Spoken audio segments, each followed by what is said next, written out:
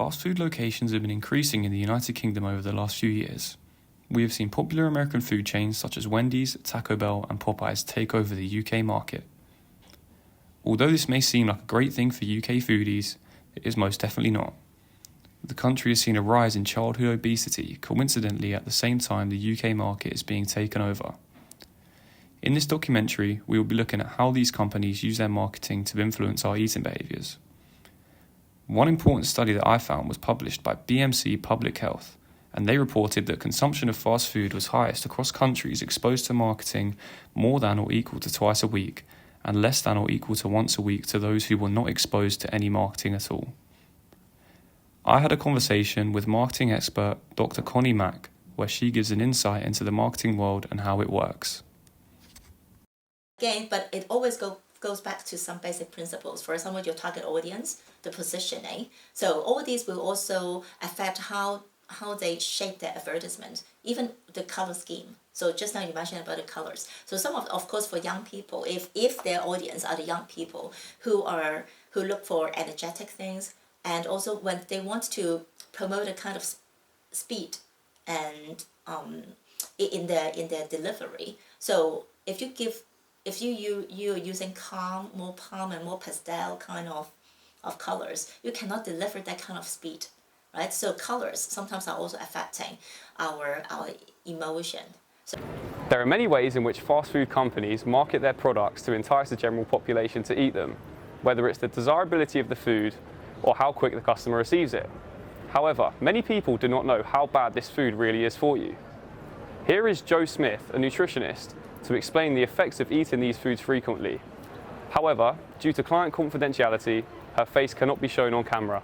If I was to say to someone what are empty calories and I had to define it to them, how would that be explained? I would say it's a food that's not got any nutrients, it's not nutrient dense, so it might be high in sugar, fat, but it doesn't give you any of the nutrients that you would get from other sort of more nutrient dense foods, fruits, those kind of things. So something that's empty calories has no nutritional sort of density to it. The clients that I work with would definitely be looking at the amount of calories, and we've had quite a lot of discussion with clients about this, where they would say that it's actually been really unhelpful for them to see what the calorie content is, because they will look and they will go through the menu, choose the thing with the lowest calories and go with that. Or often they will say that it's just there's too much, they get very overloaded by the amount of calories and they choose not to eat anything. So I think that's been really quite difficult for that population to see exactly how many calories are in things.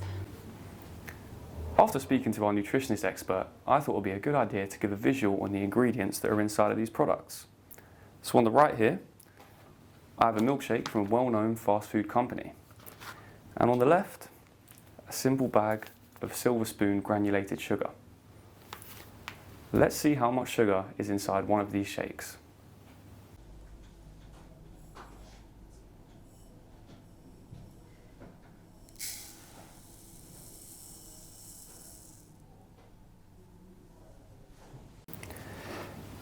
In just one of these shakes, there's a whopping 78 grams of sugar. According to the NHS, a child aged between 7 and 10 should have a maximum daily sugar intake of 24 grams. So in just one of these shakes, your child will be having over 3 times their daily recommended intake. How can this be healthy for them? It is clear that the price plays a key factor for parents when buying fast food for their children, as it is a cheap alternative to eating in a restaurant or cooking at home. This also includes the convenience of the products, as they come quickly so people can move on with their day and not worry about having to cook. But is this really a safe way of eating? Particularly when the food that children eat in school is not always healthy. I spoke to a concerned mother, Leslie Bundle, about her struggles with getting her children to eat healthy while sending them to school. Feed them at home? Yes, definitely.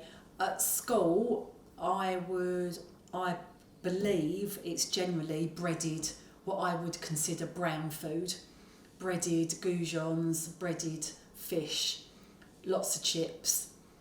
They do have mashed potatoes, but what you would term now as ultra-processed food is what they're served up. There isn't salads, there isn't fresh vegetables. You wouldn't get a bit of chicken breast or some sort of fish, even if it was a cheaper version of fish. everything, I would summarise is generally brown food. And how does that differ from the food that you're cooking for the children at home?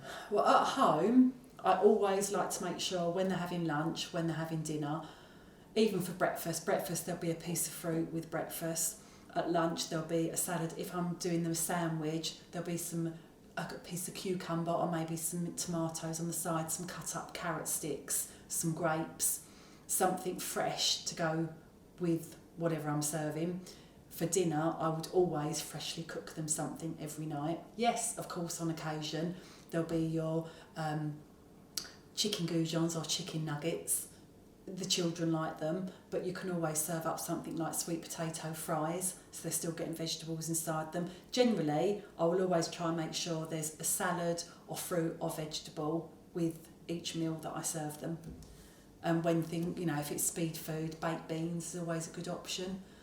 Always looking at the healthy side of things for them, but then when they go to school, I appreciate it needs to be something fast. I appreciate that it needs to be bulk food, but it's always erring on the side of what to me wouldn't consider a healthy lunch for a child at school.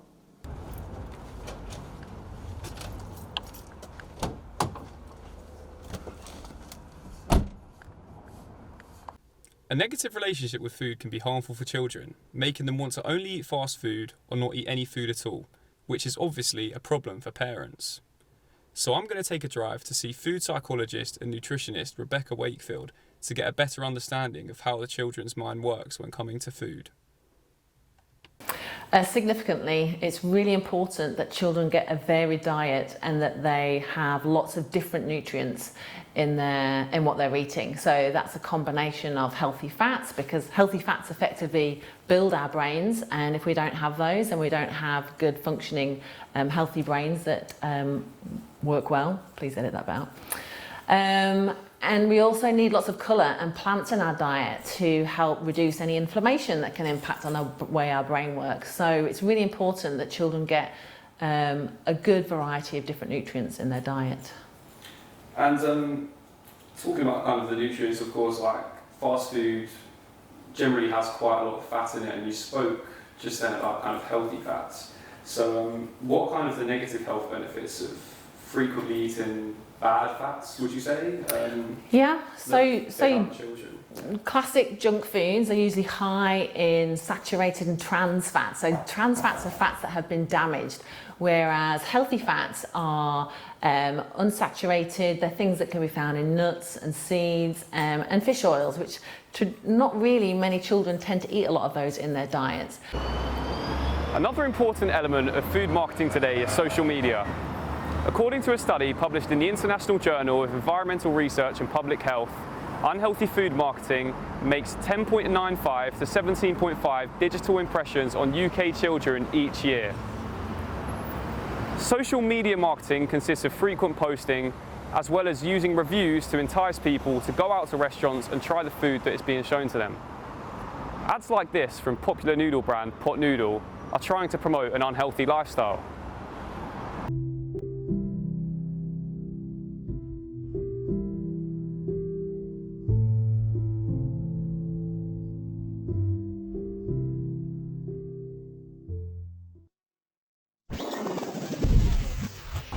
To put this into perspective, I'm going now to speak to food reviewer Anna Viscomi.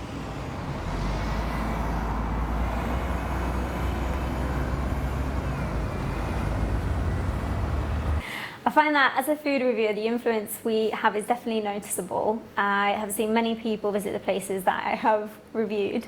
I try to focus on the marketing of the product in my social media posts, as this is what gives me the most interaction online, which is the most important element of my work and to maintain relationship with different companies. I know what you're thinking, but this is... It is clear that fast food marketing is having a drastic effect on the nation's weight. Unfortunately, the government has picked up on this. To try and reduce this issue, the government has introduced a watershed that means that fast food advertisements cannot be shown before 9 p.m. Hopefully, we will see more change in the coming future.